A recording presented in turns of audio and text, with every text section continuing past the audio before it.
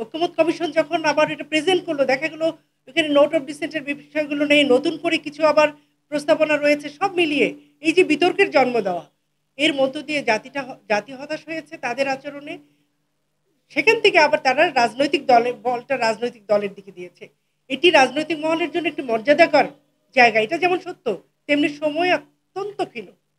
এই সময়ের মধ্যে এতগুলো রাজনৈতিক দলকে নিয়ে এই বিষয়ে একটি সুরাহা হয়ে যাবে, এটা কি করে অন্তর্বর্তীকালীন সরকার এবং কমিশন আশা করে? বরঞ্চ আমি বলবো যে তাদের এই বিষয়ে সহায়তার জায়গাটি তারা কেন ছেড়ে দিতে চাচ্ছে? এই যে প্রেক্ষাপটে এই অন্তর্বর্তীকালীন সরকার এবং যে প্রেক্ষাপটে এবং মানুষের যে আকাঙ্ক্ষা থেকে সংস্কার প্রস্তাবগুলো, সেই জায়গাটাকে তারা ইগনোর করলো, গুরুত্বহীন করে দেখতে চাইলো, অথবা কি এমন হয়েছে যে তাদেরকে এখানে 7 দিনের আলটিমেটাম দিতে হয়েছে? এই প্রশ্নটি আমি আজকে এখান থেকে করতে চাই ঐকমত্য কমিশনকে। এটি কিন্তু ঐকমত্য কমিশন যেভাবে তৈরি হয়েছিল, তার যে অবয়ব ছিল, তার যে ব্যক্তিত্বরা সেখানে কাজ করছিলেন, তারা কেউ নিশ্চয়ই দায়িত্বহীন মানুষ নয়। এই জনগণের প্রতি তাদের দায়িত্ব রয়েছে। সেই দায়িত্বের জায়গা থেকে তারা সরে গিয়ে আজকে আবার এই আলটিমেটাম দেওয়াটাকে আমি মনে করি অত্যন্ত একটি ত্রুটিপূর্ণ বিষয়। এটি হওয়া উচিত না। এইটা আমরা মনে করি যে এই কাজটি তারা ভালো করেনি। এখন আমরা যেটা করব, গণতন্ত্র মঞ্চ আমরা চেষ্টা করব যে অপর রাজনৈতিক দলগুলোর সাথে বসে আমাদের যে বিষয়গুলোর উপরে অনেকখানি একমত হয়ে আমরা জুলাই সনদে স্বাক্ষর করেছি, সেটি নিয়ে আমরা পুনর্বার কথা বলে আমরা নির্দিষ্ট সময়ের মধ্যে আমরা একটি মতামত দিয়ে একটা ক্ষেত্র তৈরি করার প্রস্তাব করব, চেষ্টা করব আমরা। গণতন্ত্র মঞ্চের আজকের সম্মেলনের এটাই মূল উদ্দেশ্য। ধন্যবাদ সকল।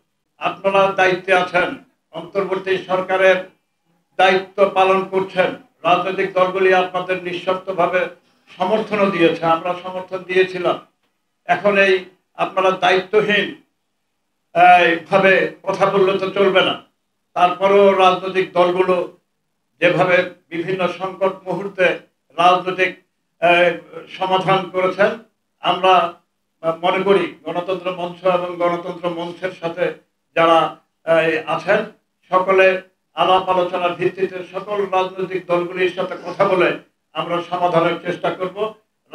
গণতন্ত্র মঞ্চ সে উদ্যোগ গ্রহণ করার কথা ইতিপূর্বে আমাদের বর্তমান যিনি সমন্বয়কারী তিনি ঘোষণা করেছেন।